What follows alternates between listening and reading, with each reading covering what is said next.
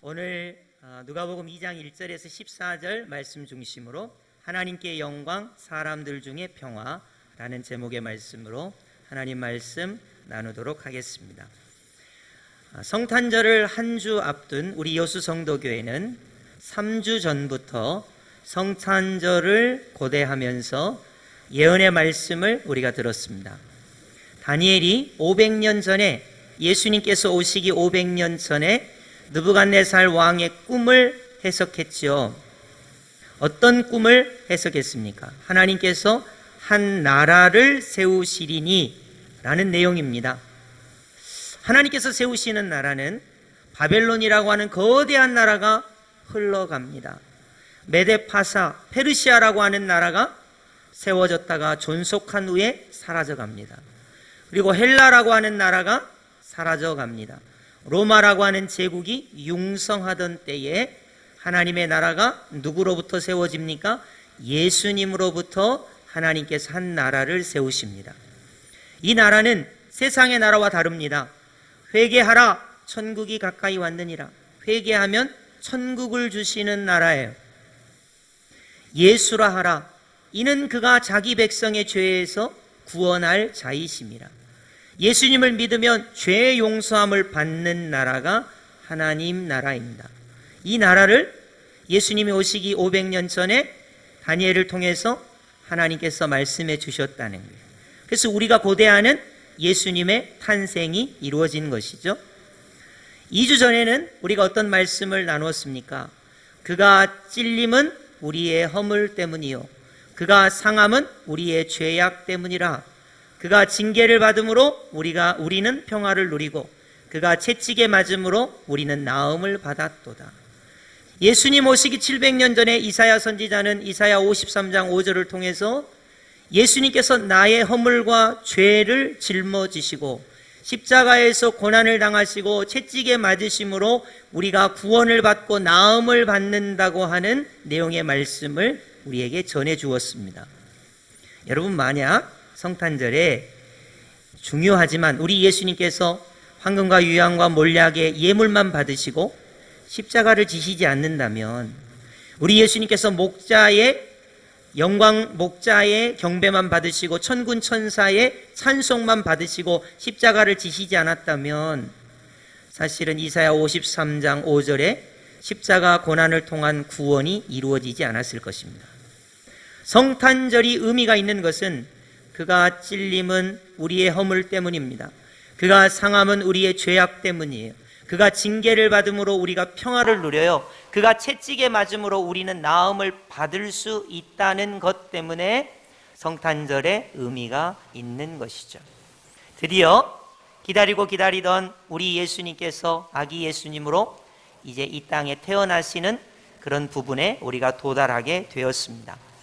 여러분, 우리가 신앙생활 오래 하셨는데요, 예수님이 탄생하셨는데 동방박사가 먼저인지 목자의 경배가 먼저인지 예수님의 탄생이 여러 가지 기사들이 있기 때문에 순서를 잘 모르시는 분들이 많아요. 그래서 오늘 이 시간 확실하게 예수님께서 탄생하셨을 때 어떤 순서대로 일이 진행되는가 우리의 머리에 오늘 각인 한번 해보고자 합니다.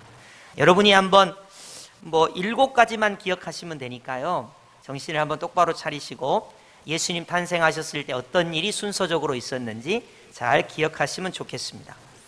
첫 번째로, 우리 예수님께서 막 태어나셨을 때, 현대식으로 이야기하면 탯줄을 자를 때, 여러분 실감나죠? 옛날에는 남자분들이 아기가 태어날 때 그 근처에 있지를 못했어요. 지금은 병원에 가면요, 남편들이 아빠가 아기 탯줄을 잘라요.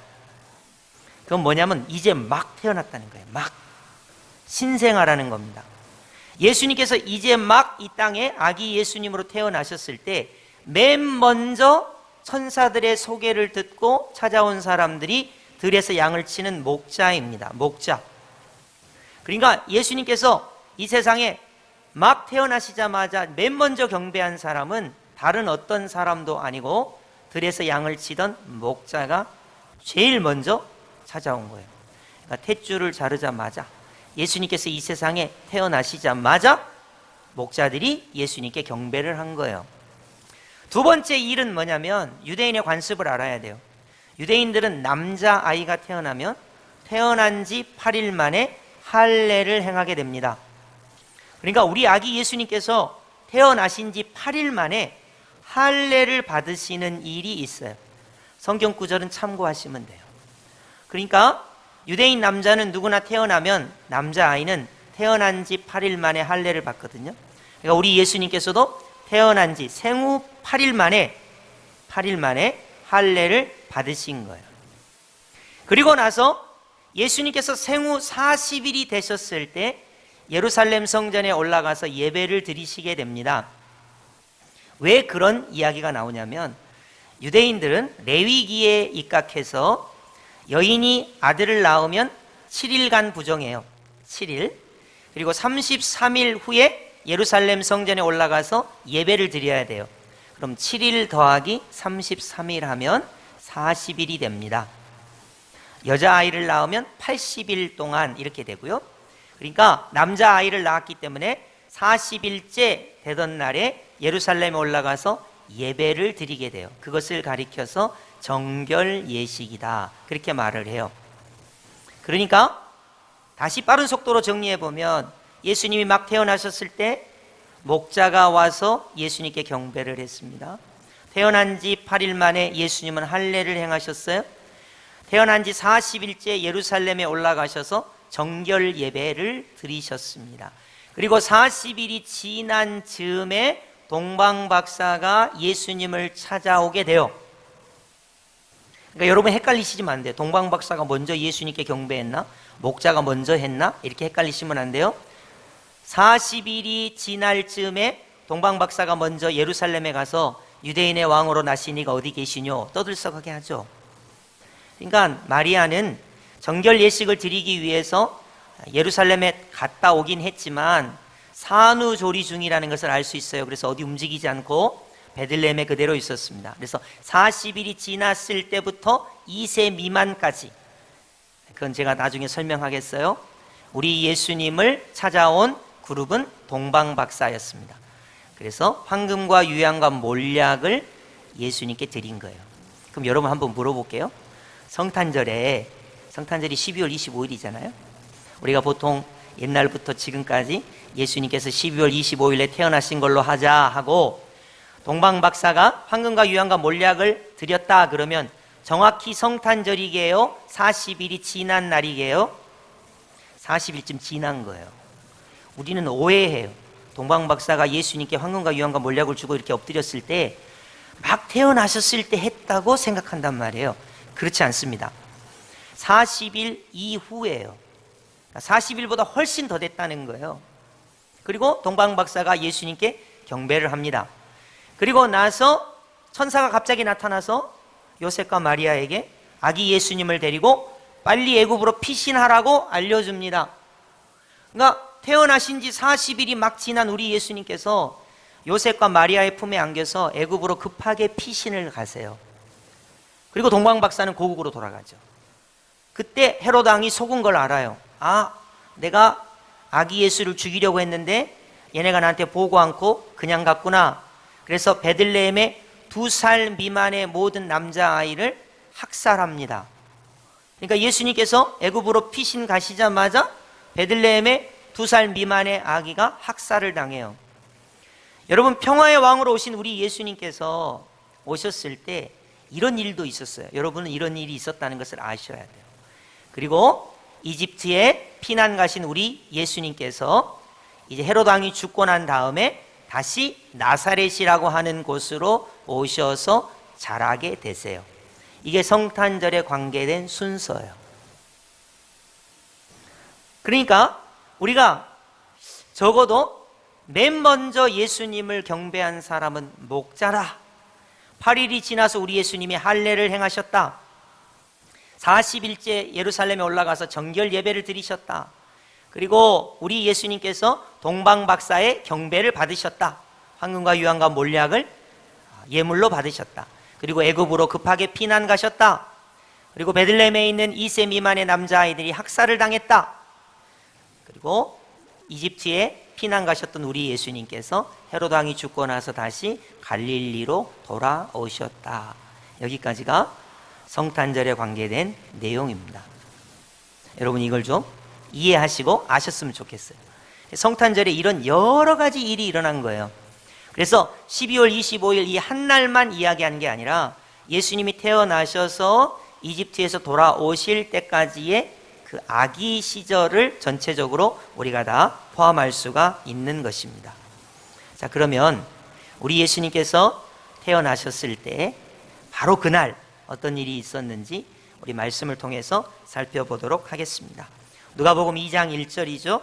우리 다 함께 합독해 볼까요? 시작. 그때에 가이사 아구스도가 영을 내려 천하로 다 호적하라 하였으니. 아멘. 시기를 알 수 있어요.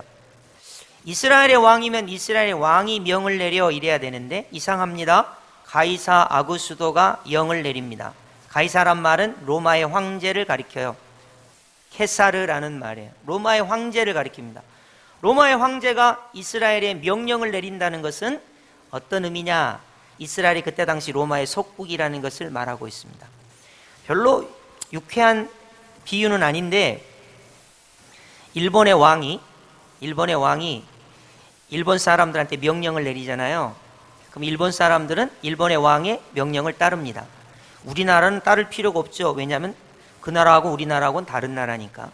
근데 우리나라가 1910년부터 1945년까지 그 나라 왕의 말을 들어야 할 때가 있었어요. 왜냐하면 그때는 우리나라의 국권을 빼앗겼기 때문에. 그러니까 이스라엘도 마찬가지예요. 로마의 황제가 영을 내렸습니다. 어떤 영을 내립니까? 천하에 있는 모든 사람들은 호적을 하라는 거예요. 그러니까 이스라엘이 로마의 속국이었기 때문에 호적하라는 명령을 따를 수밖에 없어요. 그래서 저기 꼭대기 북쪽에 살고 있는 요셉과 마리아가 호적을 하러 저기 남쪽 베들레헴까지 호적하러 움직이게 되는 거예요. 그래서 예수님께서 베들레헴에 태어나시게 된 때는 어떻게 보면 이 호적을 하려고 하는 이 명령이 굉장히 중요했던 거예요. 로마의 황제가 호적을 하라고 했을 때는 의미가 있어요. 남자들을 파악해서 세금을 징수하기 위하여 호적을 하라고 한 겁니다. 사람 수를 파악해야 세금을 걷어들일 거 아니에요. 그래서 본 고향에 가서 호적을 하라는 거예요. 그런데 그 왕의 명령 때문에 우리 예수님께서 베들레헴에서 탄생하시게 된 거예요. 이건 전적으로 성경을 응하게 하시기 위하여 그런 것입니다. 그런 거 한번 볼까요? 자, 누가복음 2장 4절 5절 합독하겠습니다. 시작. 요셉도 다윗의 집 족속이므로 갈릴리 나사렛 동네에서 유대를 향하여 베들레헴이라 하는 다윗의 동네로 그 약혼한 마리아와 함께 호적하러 올라가니 마리아가 이미 잉태하였더라. 아멘. 한번 분해를 해볼까요? 자, 요셉도 다윗의 집 족속이므로 그랬어요. 요셉 위로 쭉 올라가면 조상이 누구냐? 다윗이라는 거예요. 다윗. 그 다음 갈릴리 나사렛 동네에서 유대를 향하여 베들레헴이라 하는 다윗의 동네로 그랬어요. 유대인들은 상식적으로 다윗의 동네 그럼 베들레헴이 딱 나와요. 여러분, 제가 여러분에게 상식적으로 물어볼게요. 전라 좌수영 여수, 그렇죠? 그렇잖아요. 이게 나와야 돼요. 그러니까 유대인들이 다윗의 동네 그러면 베들레헴이에요. 그러니까 저기 북쪽 나사렛에서 살고 있었지만 호적을 하기 위해서 다윗의 동네 베들레헴으로 가신 거예요. 우리 여수 성도계 성도님들은 다 아시겠지만 이스라엘을 크게 세 개 도로 나누면 맨 위에는 갈릴리도가 있어요. 맨 북쪽에는 갈릴리도. 그리고 가운데는 사마리아도가 있어요. 피가 이방인하고 섞인 사마리아도. 버림받은 사람들이 있는 사마리아도. 그리고 맨 아래에는 유대도가 있어요. 유대도가. 그러니까 저기 북쪽에 있는 나사렛에서 왜 요셉과 마리아가 굳이 베들레헴까지 저기 남쪽에 있는 베들레헴까지 갔느냐? 호적을 하기 위해서 간 거예요. 호적을 하기 위해서. 자, 5절을 보시겠습니다. 호적을 하러 올라가니 마리아가 이미 잉태하였더라. 여러분 잘 아시는 대로 요셉이 성령으로 잉태된 것을 몰랐을 때는 가만히 끊고자 했죠. 천사가 나타나서 성령으로 잉태된 것을 가르쳐 줍니다. 그래서 이 요셉이 결혼을 계속 유지하죠. 그리고는 이 아기 예수님이 탄생하실 쯤에 맞춰서 호적을 하러 베들레헴으로 가고 있는 것입니다. 자, 우리 예수님께서 드디어 탄생하신 시점을, 그 역사를 한번 보도록 하겠습니다. 자, 2장 7절을 여러분 읽으시는데, 강보로 싸서 구유에 뉘었으니, 여기를 한번 주목해서 보시면서 우리 2장 7절 합독하겠습니다. 시작. 첫아들을 낳아 강보로 싸서 구유에 뉘었으니 이는 여관에 있을 곳이 없음이러라. 아멘. 제가 여러분에게 강보에 싸서 구유에 뉘었으니를 주목해서 보라 그랬어요. 여러분이 만약 아들을 낳았거나 첫 손주를 봤는데 이 아이를 천에 싸서 말 밥통에다가 놓는 분이 있습니까? 여기 구유란 말은 짐승이 먹는, 여물을 먹는 그릇을 말해요. 쉽게 얘기해서 말밥통, 소밥통이에요. 여관이 없어서, 머물 데가 없어서 이 소밥통, 말 여물을 놓는 곳에 아기 예수님이 초라하게 누워 계시는 거예요. 여러분, 이사야 53장이 기억나세요? 그는 흠모할 만한 것이 없었습니다. 그는 정말로 아기 예수님으로 보잘것 없이 경배를 받지 못하고 아무도 알아주지 못하게 초라하게 이 땅에 오신 거예요. 누구를 위해서? 내 허물을 위해서, 내 죄악을 위해서, 내 평화를 위해서, 내가 나음을 받게 하기 위하여, 십자가를 지시기 위하여 아기 예수님께서 겸손하게 낮아지신 모습으로 오신 거예요. 이때 우리 하나님께서 생각하신 것이, 이건 아니다. 아무리 우리 예수님께서 낮고 천하게 오셨다 하더라도 누군가는 아기 예수님께 경배해야 하지 않겠나 하고 만나신 분들이 들에서 양을 치는 목자입니다. 어느 누구도 아기 예수님께서 구유에 누워 계실 때 경배할 생각을 아무도 하지 못했습니다. 마치 오늘날하고 똑같아요. 여러분, 성탄절 그러면 사람들이 빨간 날 그러죠. 공휴일 그래요. 외식하는 날 그래요. 서로 선물을 주고받는 날 그래요. 연말 분위기를 띄우는 날 그래요. 캐롤을 부르면서 즐거워한 날 그러지. 어느 누가 아기 예수님께서 구유에 태어나셨는데 그 예수님이 그리스도 메시아 나의 구세주라고 하는 감격과 감동을 가지고 그 예수님께 예배하는 사람이 있습니까? 그때 예수님께서 태어나셨을 때 어느 누구도, 동방박사도 앞으로 40일이 더 지나야 와요. 예수님이 태어나시자마자 어느 누구도 예수님께 경배하는 사람이 없었습니다. 그래서 우리 하나님께서 급하게 천군 천사를 동원해서 들에서 양을 치는 목자들에게 이 기쁘고 복된 소식을 알려준 거예요. 우리 그 장면을 한번 볼까요? 자, 누가복음 2장 8절 9절입니다. 우리 합독해 보겠습니다. 시작. 그 지역에 목자들이 밤에 밖에서 자기 양떼를 지키더니 주의 사자가 곁에 서고 주의 영광이 그들을 두루 비추매 크게 무서워하는지라. 아멘. 어느 누구도 구유에 누워 계신 아기 예수님께 경배하러 오는 사람이 없었습니다. 그래서 우리 하나님께서 천사를 목자들에게 보낸 거예요. 들에서 양을 치는 그들에게 말씀합니다. 너희는 어서 가서 아기 예수님을 경배하라는 거예요. 여러분, 여기서 하나 우리가 교훈을 얻을 게 있습니다. 들에서 양을 치는 목자는 천하디 천한 자들이에요. 궁중의 사람들이 아닙니다. 부와 큰 권세를 누리던 사람들이 아닙니다. 추운 밤에 들에서 양을 치는 가난하고 보잘것없는 그들이었습니다. 이들에게 천사가 아기 예수님이 탄생하신 크고 놀라운 소식을 그들에게 전해주고 있어요. 여러분, 우리가 다음 주 성탄절인데요, 내가 목자와 같은 사람이 아닌가? 여러분, 우리에게 돈이 많은 거 아닙니다. 우리가 높은 사람 아니에요. 우리가 이 세상의 부귀영화를 누리는 사람이 아닙니다. 목자와 같이 보잘것없는 나이지만 이제 우리는 드디어 아기 예수님이 탄생하셨던 성탄절을 기념해서 예수님께 경배하게 됩니다. 도대체 어떤 자세로 경배해야 될까요? 어떤 메시지를 가지고 경배해야 될까요? 세상 사람들은 빨간 날, 공휴일, 캐롤이다, 즐겁다, 선물 주고받고 외식하고 연말 분위기다, 이렇게 성탄절에 예수님께 경배한다면 우린 도대체 어떤 자세로 경배해야 할까요? 오늘 말씀을 보시겠습니다. 누가복음 2장 10절입니다. 여러분 어떤 자세로 경배해야 되는지 우리 한번 생각해 보시면서 10절 합독하겠습니다. 시작. 천사가 이르되 무서워하지 말라. 보라, 내가 온 백성에게 미칠 큰 기쁨의 좋은 소식을 너희에게 전하노라. 아멘. 용서하시고 들으세요. 와, 우리 아들이 합격했다, 대학에 들어갔다, 기뻐요. 와, 복권이 됐네, 수천만 원이 내 손에 들어왔네, 기뻐 뜁니다. 과연 다음 주에 예수님께 여러분이 경배할 때는 어떤 자세로 우리가 예수님께 예배해야 하는가 하는 거예요. 말씀을 잘 보세요. 온 백성에게, 여기 내가 들어가요. 내가 온 백성이니까 제가 들어갑니다. 여러분이 들어갑니다. 온 인류가 들어갑니다.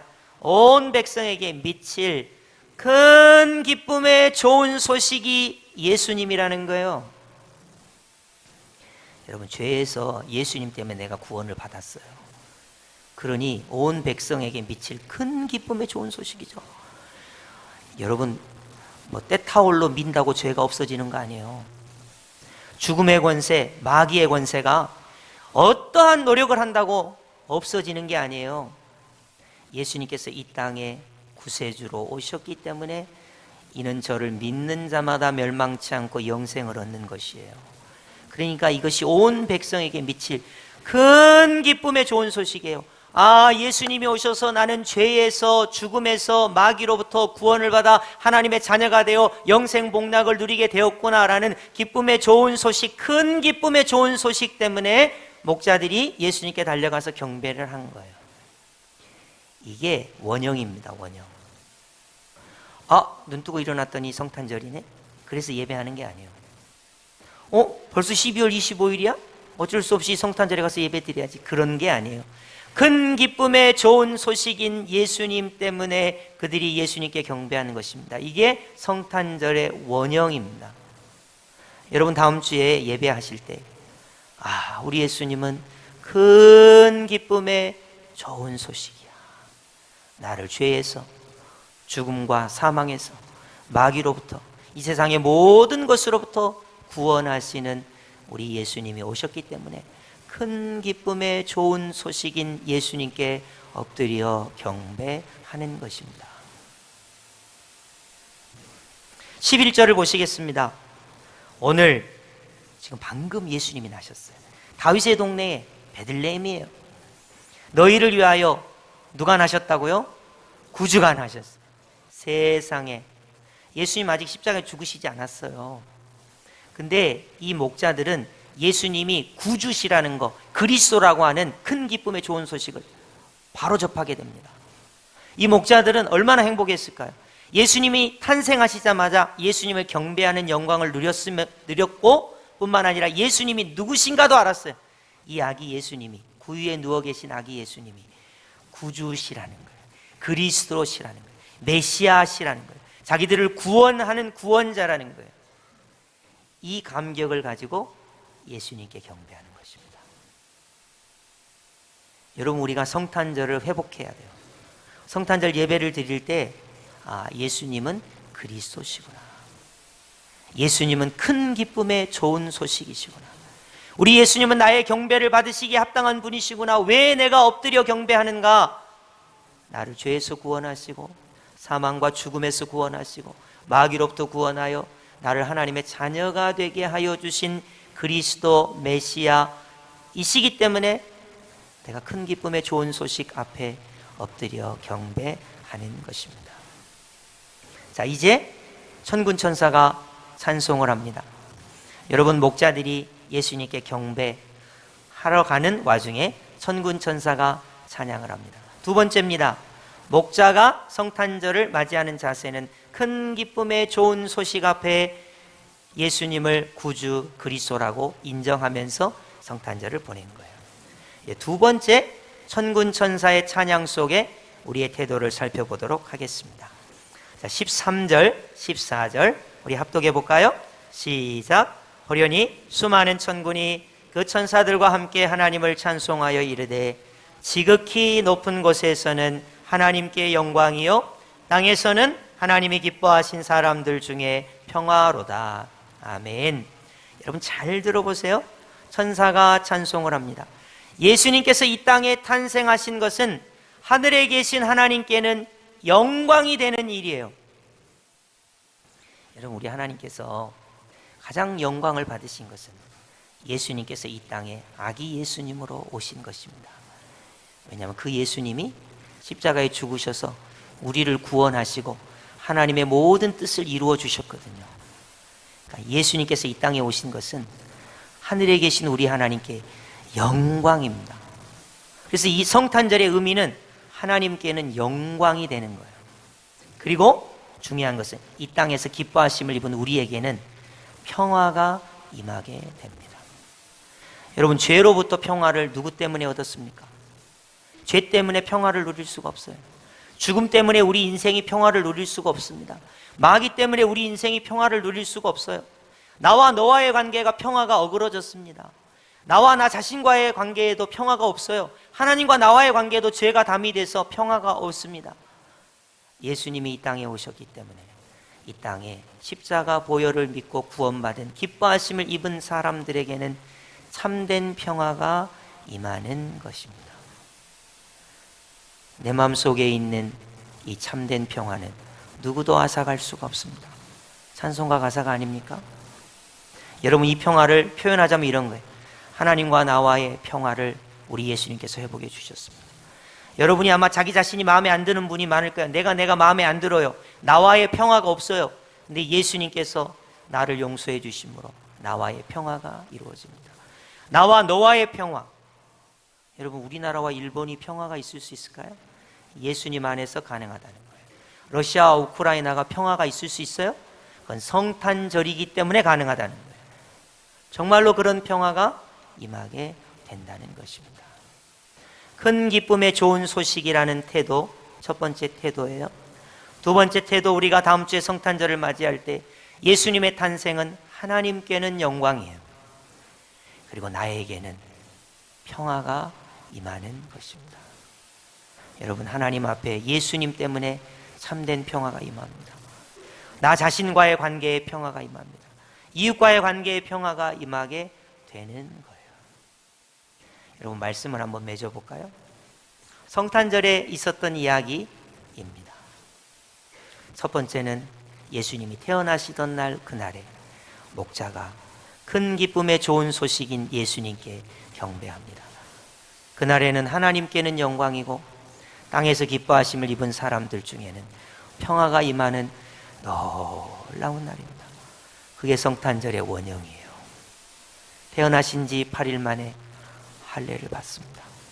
태어나신 지 40일 만에 예루살렘에 가서 정결 예배를 드리십니다.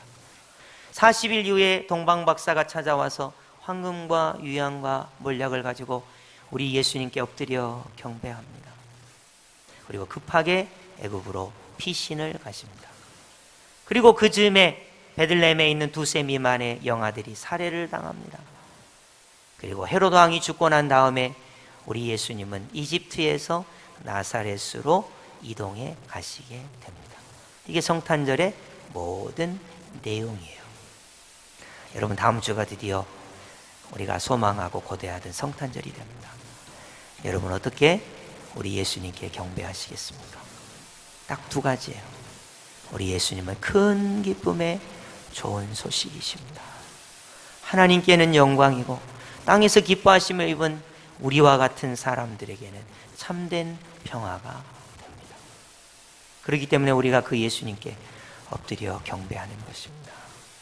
하나님께서 세우실 그 나라를 바라보면서 그가 찔림은 내 허물 때문이고 그가 상함은 내 죄악 때문이에요. 그가 징계를 받음으로 내가 평화를 누리고 그가 채찍에 맞음으로 내가 나음을 받기 때문에 그 예수님께 경배하는 것입니다.